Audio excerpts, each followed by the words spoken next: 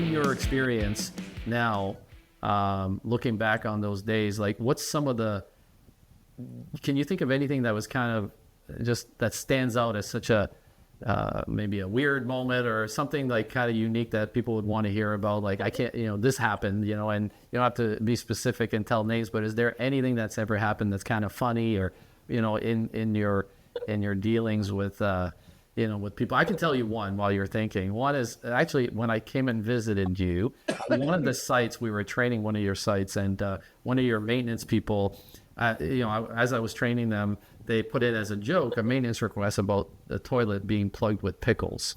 And that was kind of a funny thing. And so everybody laughed that was in the room.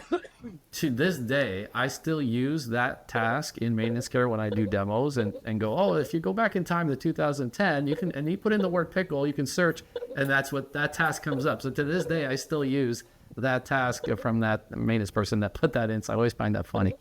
We're heading back from Kelowna back to Vancouver, and we were in a little bit of a hurry. I was kind of pushing it, and in my truck, and all of a sudden we came around the corner and 2 deer jumped out in front of us, and all I had time to say to Dale was hang on, and it hit right there and then. Oh my goodness, it was crazy.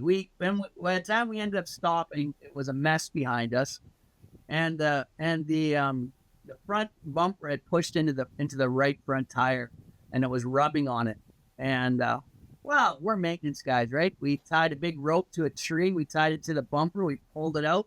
No problem. Away we go. So it was fine. It wasn't fine for the deer, but we got home fine. And yeah, it was the relationship part of the job that I enjoyed the most. Like just with the guys working, being on sites. I like that. I like that really the most out of the things that I did.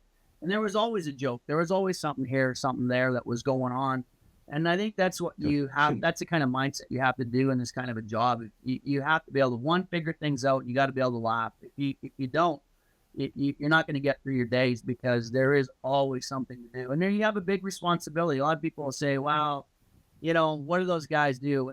It's a huge responsibility. When you got buildings full of people, if it's cold outside, you have no heat. If it's too hot outside and you don't have air conditioning, or you don't have water, or you don't have these things, a lot of these people are vulnerable. They need these things to survive. So, I've always said to those guys that, you guys play a huge role, and but we got to get through it together laughing. No, that's all right. You said it well, and I think we can end on that note is that, maintenance is always appreciated. I think most times their offices are in the basement of the building. And, people ignore them until they need them, but they really don't, they don't make them part of the executive team. They don't make them part of, like the important group of people that should be put as important. And I think that's a really good way to end this segment and say, thank you very much. Good talking to you again. And maybe we'll do this again sometime in the future. Good talking to you, Dan.